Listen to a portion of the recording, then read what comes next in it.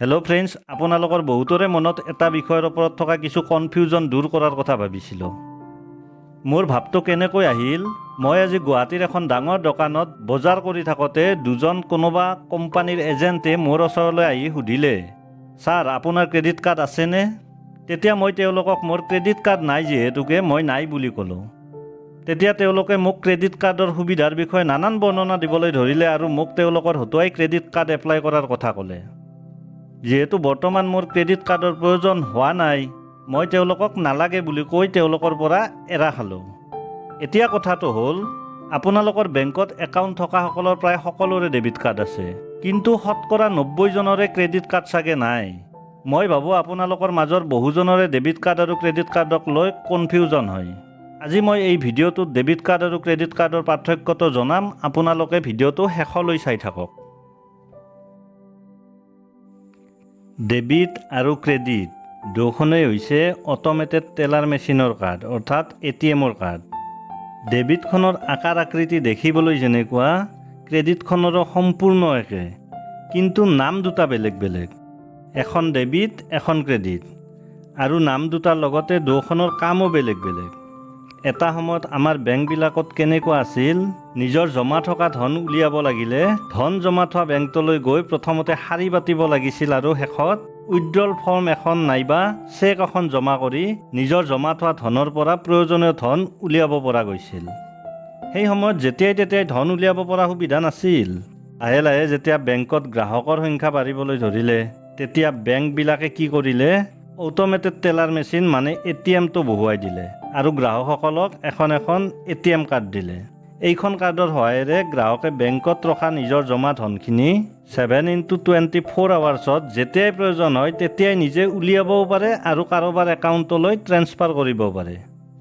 যিকোনো গ্ৰাহক এজনৰ জমা থকা ধনখিনিৰ ওপৰত ব্যৱহাৰ কৰিব পৰা কাৰ্ডখনেই হ'ল আমি সচৰাচৰ ব্যৱহাৰ কৰা ডেবিট কাৰ্ডখন। ডেবিট কাৰ্ডখন বেংকৰ গ্ৰাহকৰ তেতিয়াহে কামত আহিব যেতিয়া গ্ৰাহকজনৰ নিজৰ ধন বেংকত জমা থাকিব। বেংকৰ পৰা ঋণ এটা ল'ব লাগিলে বেংকৰ গ্ৰাহকে আগতে কি কৰিছিল, বেংকলৈ গৈছিল আৰু বেংকৰ মেনেজাৰক লগ কৰিছিল।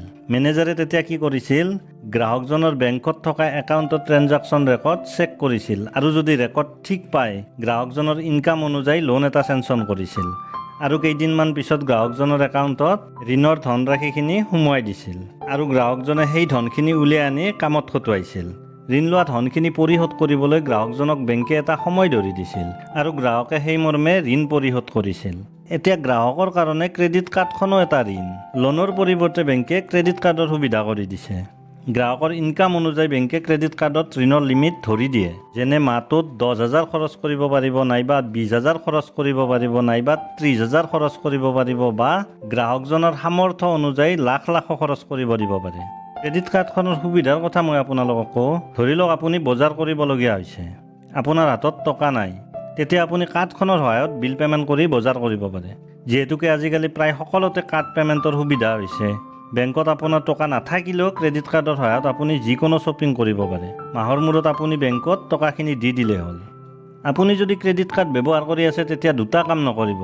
আপুনি কেতিয়াও ATMৰ পৰা ক্ৰেডিট কাৰ্ডেৰে কেছ উইথড্ৰল নকৰিব, আৰু দ্বিতীয়তে আপোনাৰ ক্ৰেডিট কাৰ্ডৰ ঋণ পৰিশোধ কৰা মাহটোৰ যিটো শেষ তাৰিখ, পৰিশোধ কৰোঁতে তাৰিখটোতকৈ পলম নকৰিব। এই দুয়োটা কাম যদি ভুল কৰে তেতিয়াহ'লে বুজন পৰিমাণৰ ধন ফাইন ভৰিবলগীয়া হয়। বেংকে ডেবিট কাৰ্ড আৰু ক্ৰেডিট কাৰ্ডৰ ফেচিলিটি দিয়াৰ বাবে আমাৰ খুবেই সুবিধা হৈছে, কিন্তু মোৰ এটা ব্যক্তিগত মনত ভাৱ হয়, ক্ৰেডিট কাৰ্ড থাকিলে আমাৰ মাহেকীয়া খৰচবোৰ বাঢ়ি যায়। যদি আপুনি ক্ৰেডিট কাৰ্ড ব্যৱহাৰ কৰি আছে, মোক কমেণ্ট কৰি আপোনালোকে জনাব কথাখিনি হয়নে নহয়। আশা কৰিছোঁ আপোনালোকে আজিৰ এই ভিডিঅ'টোত ক্ৰেডিট কাৰ্ড আৰু ডেবিট কাৰ্ডৰ পাৰ্থক্যটো বুজিব পাৰিছে। ভিডিঅ'টো ভাল পাইছে যদি লাইক কৰিব, আৰু যদি আমাৰ এনেকুৱা ভিডিঅ' চাব বিচাৰে চেনেলটো ছাবস্ক্ৰাইব কৰিব। আজিলৈ এৰিছোঁ, ধন্যবাদ।